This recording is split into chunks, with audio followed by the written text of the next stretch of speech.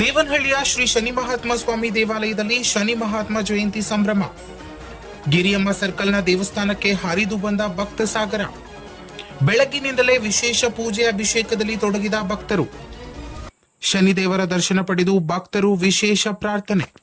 ಹೌದು, ದೇವನಹಳ್ಳಿ ನಗರದ ಗಿರಿಯಮ್ಮ ಸರ್ಕಲ್ನಲ್ಲಿರುವ ಶ್ರೀ ಶನಿ ಮಹಾತ್ಮ ಸ್ವಾಮಿ ದೇವಾಲಯದಲ್ಲಿ ಶನಿ ಮಹಾತ್ಮ ಜಯಂತಿ ಹಿನ್ನೆಲೆ ಭಕ್ತರ ದಟ್ಟಣೆ ಕಂಡುಬಂದಿತು.